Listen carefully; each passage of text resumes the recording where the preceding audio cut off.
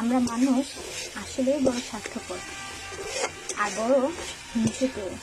কারণ যে আমাদের সবথেকে বেশি কাছের মানুষ, সেই আমাদের সবথেকে বেশি উপকার করে। আর যারা দুঃসময় ফেলে চলে যায় বা খোঁজ নেয় না, তারা তো কখনোই আমাদের আপন মানুষ হতে পারে না।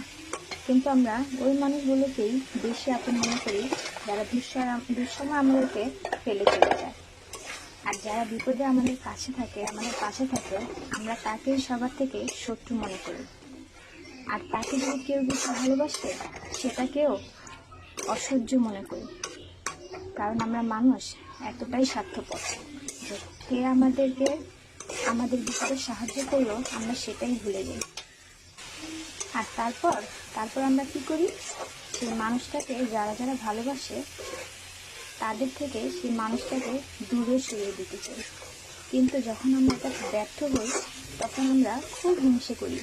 কিন্তু এটা মোটেও ঠিক না। তবে আমাদের এটা বোঝা উচিত যে সেই মানুষটা যে সবার কাছে ভালোবাসার মানুষ হয়, সেটা কোন কারণে হয়? তার ভালোবাসার গুণেই হয়।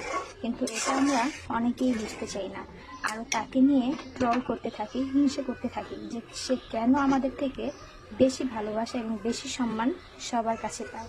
এত চেষ্টা করার পরও কেন আমরা তাকে নিচে নামাতে পারি না? তবে একটা কথা মাথায় রাখবেন, আপনি যাকে টেনে হিঁচড়ে নিচে নামাতে চাইবেন, সেই সবসময় উপরে উঠবে। কিন্তু আপনি যাকে টেনে হিঁচড়ে নিচে নামাতে চাইবেন, সে উপরে উঠবে ঠিকই, কিন্তু আপনিই সবসময় নিচে নেমে যাবেন। এটা সবসময় মাথায় রাখবেন। তাই কাউকে ক্ষতি করার থেকে ভালোবাসা দিন, তাহলে আপনিও সম্মান আর ভালোবাসাটাই পাবেন।